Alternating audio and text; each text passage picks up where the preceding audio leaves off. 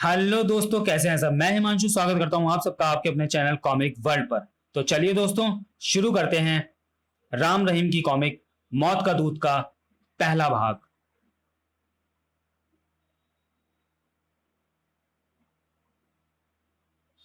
मौत का दूत double secret agent 001/2 Ram Rahim.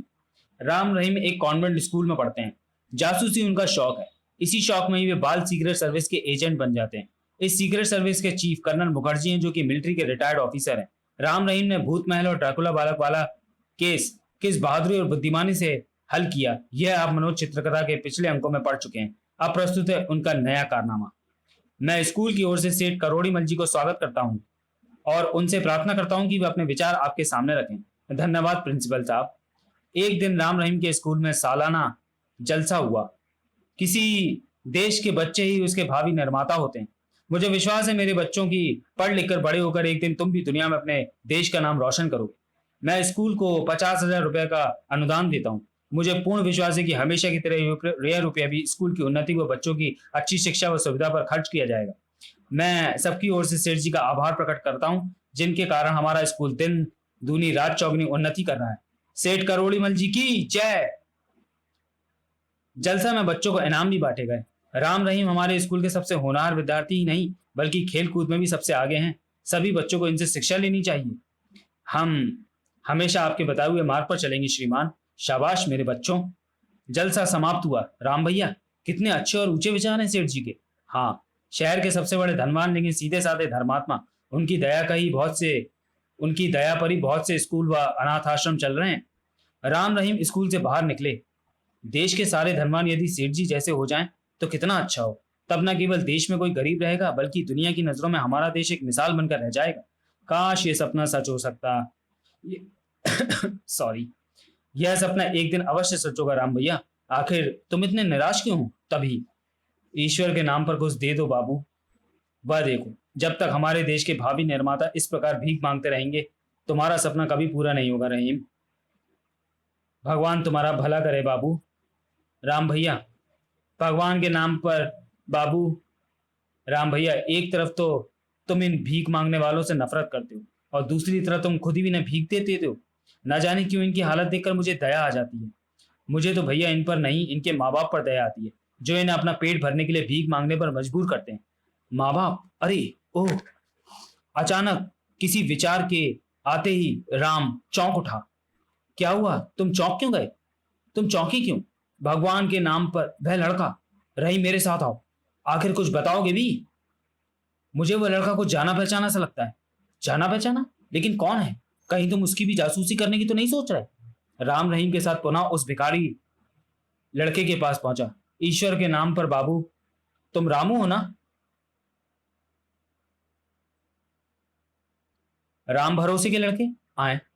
6 माह पूर्व तुम घर से भागे थे। तुम वही रामू हो ना? नहीं। तुम कौन हो? भिखारी लड़का राम के प्रश्नों से घबरा उठा। तुम झूठ बोलते हो, तुम रामू ही हो। बताओ, तुम्हारी ये हालत किसने की? किसके लिए तुम भीख मांगते हो? हाँ, मैं रामू ही हूँ। लेकिन तुम कौन हो? मैं राम और ये रहीम। तुम हमारे माली के भाई राम भरोसे के लड़के हो। पहचाना नहीं हमें? ओह तुम। उनकी असलियत जानते ही वह लड़का भयभीत होकर घिसटता हुआ तेजी से सड़क पार करने लगा। रुक जाओ रामू, वरना ट्रक के नीचे आ जाओगे। नहीं नहीं, मैं रामू नहीं हूं। मैं कुछ नहीं जानता। वह मुझे मार डालेगा। और तभी आई! ट्रक रामू को कुचलता हुआ आगे निकल गया। रहीम, जल्दी से ट्रक का नंबर नोट करो। उसने जानबूझकर रामू को कुचला है। मैं रामू को देखता हूं। ओह, लेकिन उस पर नंबर प्लेट नहीं है। राम रहीम खून से लथपथ रामू के निकट पहुंचे। बेचारा भागा। साले, ये ट्रक वाले अंधे होकर गाड़ी चलाते हैं। प्लीज हमारी मदद कीजिए, इसे हॉस्पिटल ले चलिए। बेकार है, यह मर चुका है। यह मात्र एक एक्सीडेंट नहीं, बल्कि इसकी हत्या की गई है। रहीम, तुम पुलिस को फोन करो। अच्छा, यह तुम कैसे कह सकते हो? चलो भाई चलो, इस भिखारी के लिए हम क्यों झंझट में पड़े? कुछ देर बाद जब पुलिस वहां पहुंची तो भीड़ छट चुकी थी। इंस्पेक्टर अंकल, हमने अपनी आंखों से देखा है, उस ट्रक चालक ने इसे जानबूझकर मारा है। क्या बकवास है, यह महज एक्सीडेंट है। भला कोई क्यों उस भिखारी की हत्या करना चाहेगा? बेशक यह एक गरीब और अपाहिज लड़का था इंस्पेक्टर अंकल, लेकिन हत्या हत्या ही होती है। यह गरीबी अमीरी की नहीं, कानून का प्रश्न है। तुम छोकरों, मेरा दिमाग खराब मत करो। जाओ अपना काम करो और मुझे अपना काम करने दो। आखिर राम रहीम को खामोश हो जाना पड़ा। उसी रात शहर से दूर एक मकान में। वह देखो, हरी बत्ती हो गई, बॉस आने वाले हैं। तभी, नमस्कार बॉस। Good evening boss. क्या सारे छोकरे आ गए? यस बॉस, रामू को छोड़कर। हमें मजबूरन उसे समाप्त करना पड़ा। ओह क्यों? बॉस, यदि हम ठीक समय पर उसे खत्म नहीं कर देते तो वे राम रहीम जाम के छोकरे हमारी असलियत उससे जान लेने में सफल हो जाते। शाबाश, यह तुम लोगों ने अकलमंदी का काम किया। किसी को संदेह तो नहीं हुआ ना? नहीं बॉस, हमने गाड़ी की नंबर प्लेट साफ कर दी थी।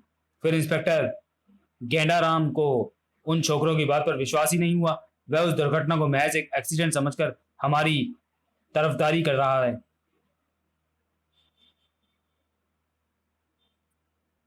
हमारी खोजबीन कर रहा है। गुड। लेकिन तुम्हें उन दोनों छोकरों राम रहीम से सतर्क रहना है। बहुत ज्यादा चालाक व खतरनाक है वे। अब चलो अपने लड़कों की कारगुजारी की खबर लेते हैं। उसके बाद स्याहपोश बॉस अपने गुर्गों के साथ एक लंबे चौड़े हॉल में पहुंचा। सलाम बॉस। सलाम बॉस। सलाम। दिन भर की रिपोर्ट पेश करो। छोकरो, एक एक करके अपना अपना माल बॉस को पेश करो। वे लड़के अपने बॉस के आधीर जमा धन पेश जरायम पेशा करते थे। आज मैंने 8 पॉकेट मारी हैं बॉस। काफी तगड़ी रकम हाथ लगी है। शाबाश, तुम्हें आज तगड़ा इनाम मिलेगा। रात में बॉस प्रतिदिन उनकी जरायम पेशी की कमाई अपने अधिकार में ले लेता था। बॉस, मेरे हाथ आज 3 कीमती हार लगे हैं। तुम बहुत अच्छे जा रहे हो शंकरा। शंकरा, बॉस मैंने आज नकली शराब की 20 पेटियां ग्राहकों को सप्लाई की। रकम इस थैली में है। बहुत बढ़िया। हमारी शराब से देश की आबादी तो कम होगी, साथ ही साथ लोगों के पीने की लत भी छूट जाएगी। और तुम्हारा क्या रहा छोकरे? मैं आपके बताए हुए आदमी से मिला था बॉस। आपका दिया सोने का बैग मैंने उसे दे दिया। बदले में उससे अफीम, कोकीन और चरस के ये पैकेट दिए। उसका कहना है कि माल की खपत और ज्यादा होनी चाहिए। खपत जरूर बढ़ेगी। आजकल की नई पीढ़ी तेजी से नशीले द्रव्यों का सेवन करने की आदी होती जा रही है। पूरे देश को हमें नशे का आदी बनाना है। आदी बनाने में ज्यादा देर नहीं लगेगी। दिलावर, तुम इसे उन लोगों के पते दे देना जिन्हें यह माल पहुंचाना है। Yes boss. और तुम सुनो लड़के, काम होशियारी से होना चाहिए। आप निश्चिंत रहें बॉस। और तुमने आज कितनी आमदनी की कालू? 15 रुपए 13 पैसे की बॉस, ये रही। बॉस, आजकल लोग भीख देने में भी कंजूसी करते हैं। रहम बॉस, तलाक। जब तुम दिन प्रतिदिन निकम्मे और आलसी होते जा रहे हो अब तुम दिन प्रतिदिन निकम्मे और आलसी होते जा रहे हो। कल से यदि ये आमदनी नहीं बढ़ी तो तुम्हारी आंखें भी नुचवा दूंगा, फोड़वा दूंगा। और तुम कहां तक पहुंचे ठिंगू? बॉस, आज मौका पाकर मैंने मालिक की तिजोरी पर हाथ साफ कर ही दिया। बेचारा वो मुझे मामूली से सोकरा समझकर नौकर रखे हुए था। आज उसके विश्वास को मैंने 4 चांद लगा दिए। शाबाश ठिग्गू, माल कहाँ है? वह रहा बॉस। और तुम आज कहलाए पतलू राम। मुफ्त की खा खाकर तो तुम सांड हुए जा रहे हो। बॉस, मेरे हाथ आज कुछ भी नहीं लगा। ठाक। आए, मर गया। हरामखोर, हमें मूर्ख बनाता है। मौत के दूध को हम तेरी खाल उतार देंगे। रहम बॉस। दिलावर, इसके हाथ पैर तोड़ दो और आंखें फोड़ दो। कल से ये भी हमारे साथ भीख मांगने वाले सी ग्रुप के साथ जाया करेगा। ऐसे नकारों के लिए यही काम अच्छा है। Okay boss. और तुम छोकरे कान खोल कर सुन लो। जिसने भी हमारे आदेश की अवहेलना की उसे मौत का दूध यानी मैं यही सजा दूंगा। अब देखो पतलू का हाल और सबक लो। पहले इसकी आंखें फोड़ो, उसके बाद हाथ पैर तोड़ देना। मुझे विश्वास है इसे भीख सबसे ज्यादा मिलेगी। नहीं नहीं, मुझ पर रहम करो बॉस। आइंदा से तुम जो कहोगे मैं वही करूंगा। अगले ही पल, नहीं नहीं नहीं, आई हा हा हा हा हा। ले जाओ इसे और मरहम पट्टी कर दो। Yes boss. और छोकरों, मुझे विश्वास है कि तुम लोग अपना काम पूरी लगन, होशियारी और ईमानदारी से करोगे। जब जाओ अब जाओ और खा पी कर मौज करो।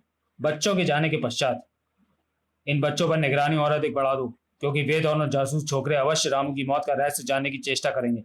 ऐसा ना हो कि ऐसा ही होगा बॉस, आप निश्चिंत रहे। कोई नया शिकार हाथ आए। कोई नया शिकार हाथ आया? Yes boss, 3 छोकरे। उम्मीद है उन्हें भी जल्दी अपने रंग में ढाल लेंगे हम। मैं उन्हें देखना चाहता हूँ। उसके बाद वे एक अन्य कमरे में पहुंचे। वहां 3 लड़के कैद थे। साक! हमें मत मारो। उफ! बोलो, हमारा कहना मानोगे या नहीं? नहीं नहीं, हम बुरा काम नहीं करेंगे। अच्छा, तो और मार खाओ। बॉस, काफी ढीठ लड़के हैं। काफी पिटाई होने के बावजूद भी तैयार नहीं हो रहे। उफ! हाय! इनका बाप भी तैयार होगा। अभी इन्होंने मौत के दूध का भयानक रूप नहीं देखा।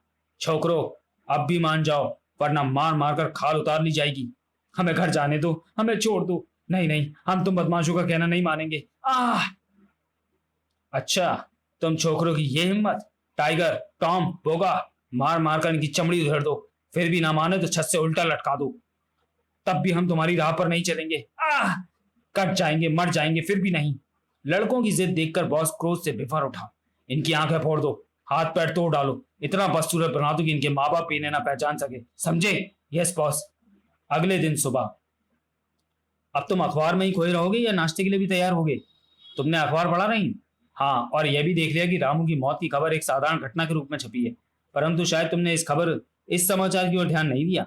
शहर से आजकल गरीब तबके के कुछ लड़के रहस्यमय तरीके से लापता हो रहे हैं। कुछ ऐसे लापता लड़कों की पुलिस ने खोज भी निकाला है, लेकिन वे गूंगे बहरे हुए लंगड़े लूले मिले, रामू की तरह ही भीख मांगते हुए।